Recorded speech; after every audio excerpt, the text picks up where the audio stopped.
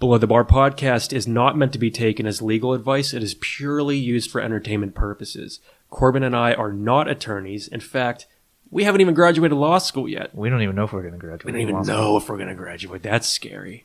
So if you have any legal concerns, please, I urge you guys to seek an actual attorney. With that being said, I hope you enjoy this episode, and that's all I have to say.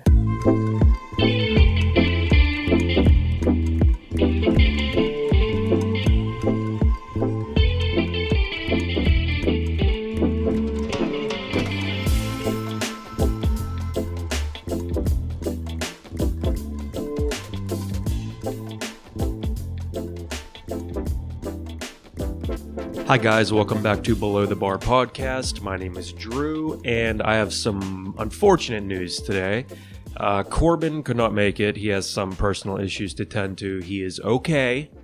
I know you all miss his sweet, soothing voice. I do too. And unfortunately, you guys have to deal with only me today. So for that, I apologize. But I can assure you, we're still going to have some fun. So, this case today here, it's a contracts case. It's kind of similar to the PepsiCo v. Leonard case that we talked about on the second episode, in the sense that it deals with when is an advertisement an offer, can an advertisement be an offer, and if so, well, again, what needs to be in place for it to be considered such. So I like to call this case the original Karen case, because Morris Lefkowitz, while he was a man, he was still a pretty big Karen here. Rightfully so, though, I suppose. I don't really know what the male counterpart is to Karen. Is that Chad? Is that a Chad? I don't know. If your name's Chad, I'm sorry. If your name's Karen, I'm sorry. But that's what that's how I refer to this case. So what happened here? Okay. You have Great Minneapolis Surplus Store. This was in the 1950s, by the way. So just keeping in mind with the times, because maybe some things in here won't make sense, but 1950s. So you have Great Minneapolis Surplus Store, and they published this ad in the newspaper on April 9th, 1956. It says that on Saturday at 9 a.m., they were going to be selling 3 fur coats on a first-come, first-served basis, and that these coats were originally these coats were originally $100 each, but they were selling them for $1 each? Yeah, that's an insane sale. So I can definitely see why Morris wanted to kind of get get in on this deal, because that's pretty sweet. So on a couple days later, April 13th, the very similar advertisement was published. And it basically said, there were going to be these articles of clothing that were being sold. They were being extremely discounted. First come, first served basis. Bring the requisite cash. It's yours.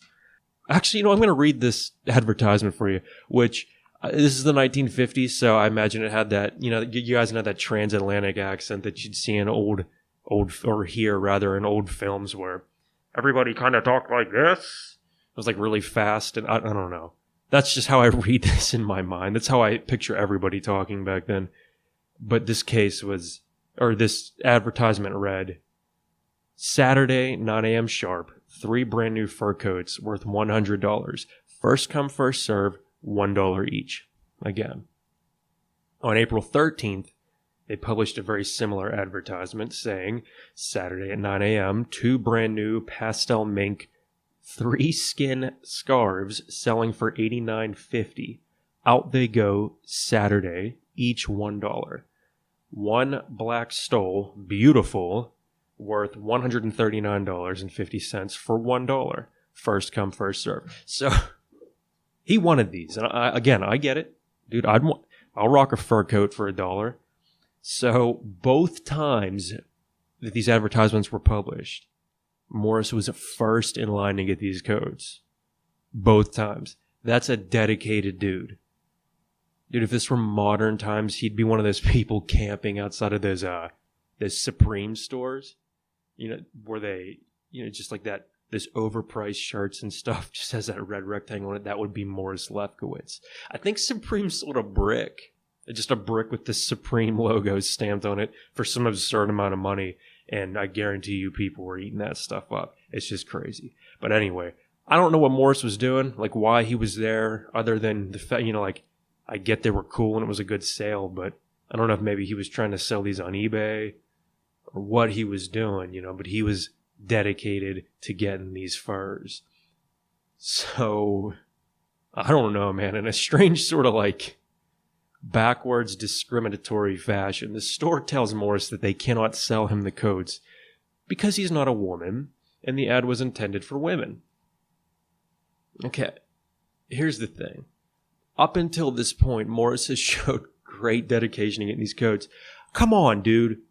Come on, the first time they tell you that, surely you're going to get your act together the second time. Dude, Joan of Arc, 1400s. She fought in the 100 Years' War. Everybody thought she was a man, okay? Why? Disguise, okay?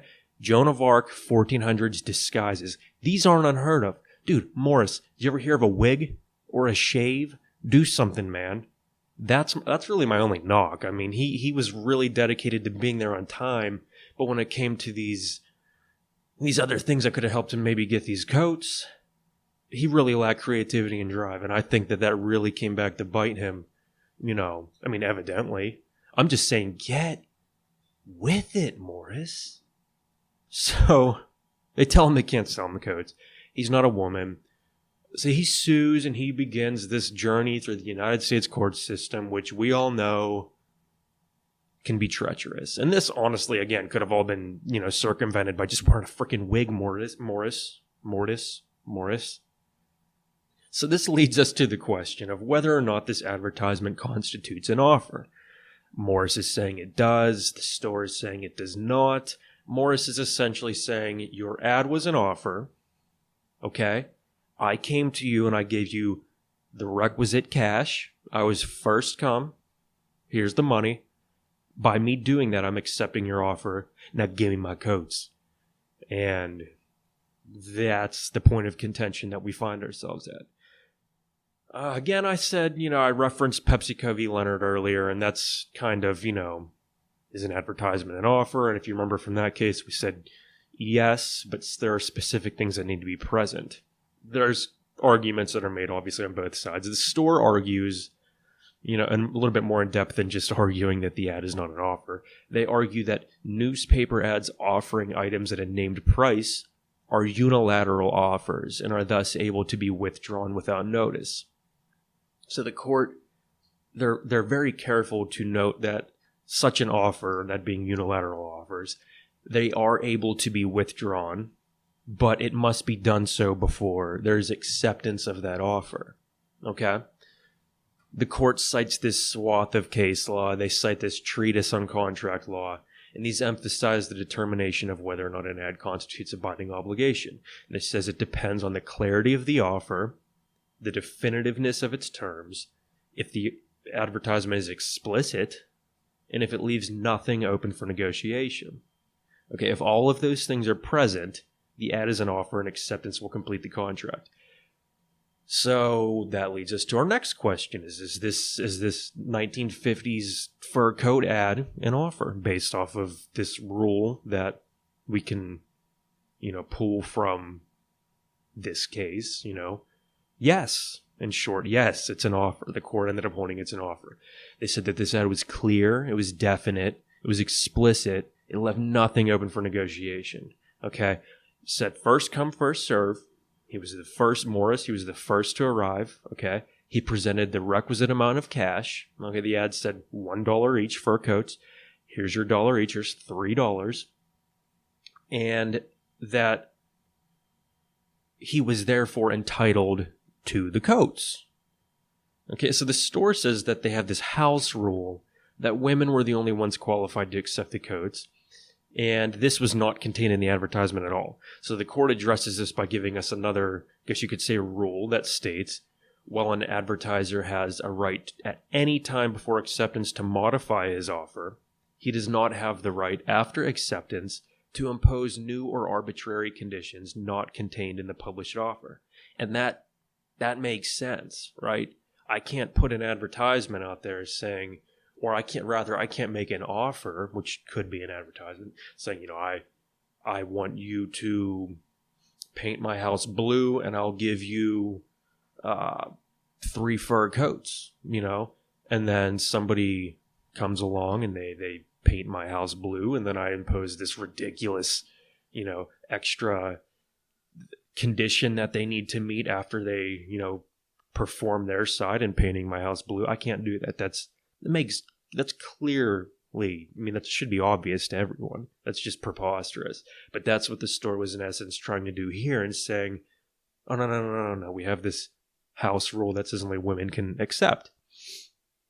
So the court basically says, come on, Great Minneapolis Surplus Store, get with it. You have to, this is an offer. He's accepting the offer. Now you are in violation of this contract by not providing him the coats. I don't really know what ended up happening with the coats. I mean, I'm assuming they sold them to somebody else, I don't know if Morris ever ended up getting them.